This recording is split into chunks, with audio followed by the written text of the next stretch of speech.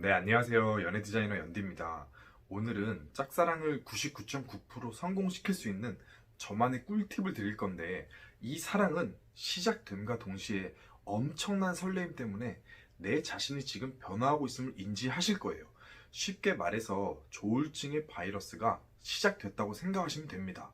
지금도 늦지 않았어요. 이 영상을 끝까지 시청하셔서 바이러스를 한번 치료해 보세요. 짝사랑은 대개 나와 그 사람과의 어떠한 연결고리에 놓여 있는데, 예를 들어 같은 학원을 다닌다던가 같은 직원이라던가, 더 디테일하게 본다면 내가 점심시간에 회사 직원들과 자주 가는 카페가 있는데 그 카페 직원이라던가, 뭔가 이렇게 장소로 놓인 공통적인 연결고리가 확실히 있을 거예요. 그래서 짝사랑을 하게 되는 순간 내가 정말 커피를 싫어하고 못 먹더라도 하루에 아메리카노를 아침, 점심, 저녁 3잔 이상 마실 수 있게 만드는 게 짝사랑의 힘입니다. 이와 같이 그 사람과의 어떠한 장소를 이용해서 나라는 존재를 자주 비춰주고 저의 존재를 확실하게 알려줘야 됩니다. 그 다음 친밀감을 형성시키면서 공감대까지 구축해 주실 텐데, 아마 이 부분까지도 어느 누구나 다 알고 있고, 이 시점까지는 누가 시키지 않아도, 연디가 시키지 않아도 본능적으로 실천하고 계실 거예요. 그래서 제가 이야기가 하고 싶은 부분은 뭐 좋은 사람, 자상한 사람, 매력 있는 사람, 뭐 이런 키워드의 문제가 아닙니다. 이런 형식적인 조언들이 절대 아니에요. 어느 정도 선에 도달했을 때 그때부터는 기술이 있어야 돼요. 주변 사람들 중에 짝사랑을 매번 하는데 상처를 받지도 않고 자기 사람으로 승화시키면서 자기 사람으로 잘 만드는 사람이 있어요. 이런 사람들을 자세히 들여다보면 정말 외모가 특출나게 뛰어나거나, 아니면 상대방의 이상형 중 몇 가지가 선천적으로 그 사람의 요소를 채웠거나, 그렇지 않으면 대부분 제가 말하는 이런 기술들을 가지고 있을 거예요. 그 사람을 내 사람으로 만들고 싶으면 이제부터는 짝사랑이 아닌 눈치 게임을 한다고 생각하셔야 돼요. 먼저 상대방의 말을 많이 들어보거나 주변을 통해서 정보를 최대한 다양하게 캐치해주세요. 이 사람이 어떤 사람의 유형을 좋아하는지, 내가 얻은 요소들로 그 요소들마다 강약을 어떻게 줘야 될지, 그것들을 먼저 얻으셔야 됩니다. 그렇다고 어떤 사람을 좋아하냐고 직접 물어보는 건 절대 반대할게요. 그건 눈치껏 잘 캐치해줘야 그때 비로소 제가 드리는 팁을 결합하실 수 있습니다. 상대를 움직이려면 상대를 알아야 되고, 내 자신이 상대방에 맞춰서 디자인이 되어야 돼요. 물론 내 자신을 숨기고 속이라는 게 절대 아니에요. 상대를 정확하게 파악하고 그 사람의 이상형에 어느 정도 근접이 되었을 때, 그때 많은 단추 중에 첫 단추가 끼어질 확률이 가장 높다는 겁니다.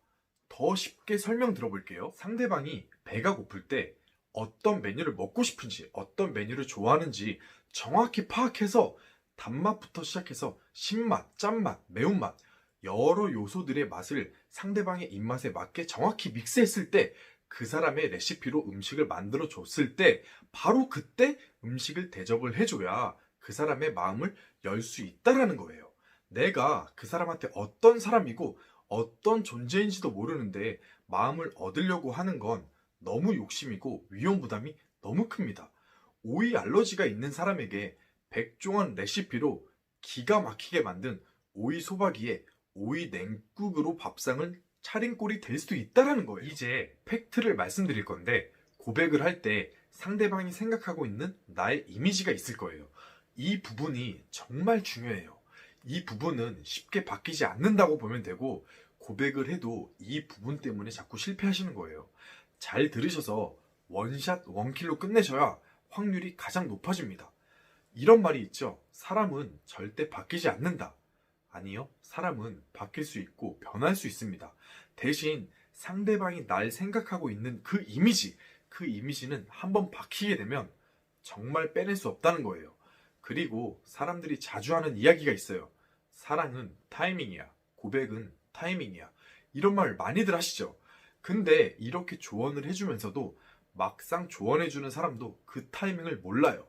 그냥 결론적인 이론만 아는 거예요. 저는 이런 사람들을 고시못이라고 부르는데, 고시못, 고백을 해야 될 시점들을 전혀 모르는 사람이에요. 즉, 고백을 해야 될 시점을 모르고 고백을 해서 매번 거절당하는 사람들을 말합니다. 그 고백 타이밍은 자신이 만들어가는 것이고 그 타이밍은 자기 자신만 알고 있어요. 그것을 얼른 눈치채셔서 고시알이 되셔야 됩니다. 상대방이 원하는 사람으로 자기 자신이 어느 정도 디자인이 되셨을 때 내가 목표한 이미지가 그 사람으로서 비춰지고 있을 때 그때가 골든 고백 타이밍입니다. 그 타이밍을 정확히 자기 자신이 캐치를 해줘야 돼요. 이해가 쉽게끔 타이밍에 대해서 재차 예를 들어 한 번 더 설명을 해볼게요. 자, 제가 커트를 하러 샵에 갔단 말이죠. 대부분 다니는 샵들이 있겠지만 오늘은 짝사랑에 비유할 거니까 처음 가보는 샵으로 설명을 해볼게요. 모든 사람들은 처음 보는 사람을 믿지 못하고 꺼려하듯이 처음 가는 샵을 별로 좋아하지 않아요. 까다로운 사람들은 가서 설명할 것도 많고 그냥 일단 너무 못 믿어해요. 저도 그렇거든요. 왜냐면 제가 원하는 스타일부터 시작해서 제가 커트를 할 때마다 꼭 필요로 하는 요소들이 있는데 이 디자이너는 모르니까 내가 원하는 스타일과 싫어하는 것들을 처음부터 끝까지 다 설명을 해줘야 됩니다. 정말 귀찮고 이렇게 이야기한다고 해도 기억하고 해주지도 않을 뿐더러 정말 샵을 바꿔서 커트를 하러 간다는 건 쉽지 않다는 거 다들 인정하실 거예요. 그런데 제가 샵에 들어가서 눈을 몇 번 마주치지도 않고 몇 마디 하지도 않았는데 이 디자이너는 제가 들어오는 순간 정확하게 저를 파악해 주는 거예요. 숱을 쳐줄 부분과 그냥 놔둬야 될 부분부터 시작해서 이 부분은 이 정도로 눌러주고 저 부분은 저 정도로 띄워주고 제가 처음 왔어도 이 머리가 전혀 어색하지 않게 제가 원하는 스타일로 원하는 요소들로 이렇게 만들어주는 그런 디자이너 분들 정말 가끔가다 보셨을 겁니다. 그렇게 되면 다음에 또 오라고 이야기 안 해도 아마 저는 또 찾아가고 싶은 마음이 들 거예요. 그때 저는 방문 의사가 있을 것이고 그러다가 단골 손님이 될 것입니다. 이렇게 사람과 사람 사이에는 타이밍이라는 게 존재합니다. 그 타이밍을 위해서 많은 과정들이 있다는 거예요. 이와 반대로 경험하셨을 만한 이야기를 또 하나 해볼게요. 옷을 사러 갔는데 직원이 쫓아다니면서 이 옷 저 옷 추천을 해주시는 거예요. 전혀 제 스타일도 아닌데 부담스럽게 자꾸 입어보라고 하시고 마지못해 입었는데 거울을 보고 있는 제 심정도 모르고 마냥 잘 어울린다, 구매를 해라, 이렇게 잘못된 과정들로 목표 의식만 이루려고 하시는 분들이 계실 거예요. 그럼 이 가게에서 저는 구매 타이밍은커녕 이 옷가게를 다시는 방문하지 않을 겁니다.